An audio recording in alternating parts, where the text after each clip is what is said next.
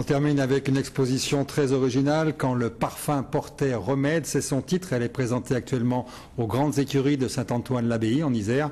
C'est une expo à respirer où l'on apprend que dès le Moyen-Âge, les moines cultivaient les plantes odorantes pour leurs vertus médicinales. Jean-Christophe Pain, Benjamin Jonhomme.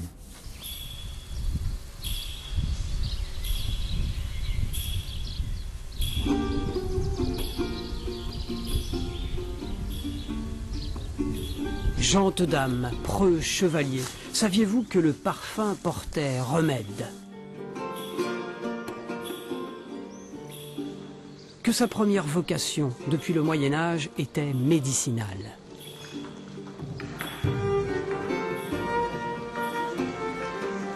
Se promenant, le nez au vent, Alizée et Corentin ce jour-là l'ont appris.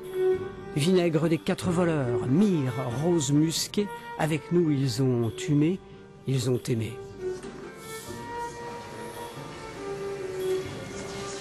Ça me fait penser aux vieux pots de verre de grand-mère quand il reste encore les odeurs de tisane ou de tout ça. Depuis l'Antiquité, l'apothicaire est convaincu que l'arôme véhicule l'énergie de toute substance. Ainsi, la reine de Hongrie, grâce au mariage du romarin et de l'esprit de vin, put guérir de toutes ses infirmités et même enfin se trouver un royal mari. Elle avait 72 ans. Étrange matière animale.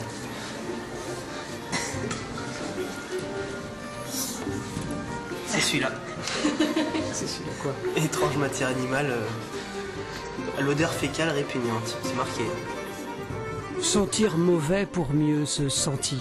L'odeur du chassivette répugne en effet, mais combinée à d'autres, elle apporte puissance et sensualité. Les parfumeurs, encore aujourd'hui, l'attestent. Ouais, ça, c'est du sirop, ça. C'est du quoi? Du sirop pour la toux.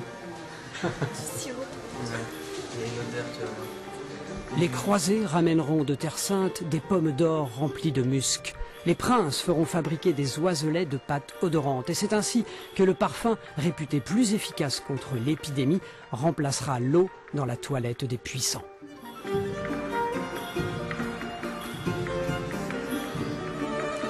C'est assez masculin comme odeur, très fort. Très Louis XIV. Oui, très impérial. Napoléon lui-même abusait du parfum. Saviez-vous qu'il consommait chaque mois jusqu'à 120 litres d'eau de Cologne? Il cachait des flacons dans ses bottes pour la boire sur les champs de bataille. Le parfum nous ferait-il perdre la tête? C'est la fin de ce journal dont je vous rappelle le principe.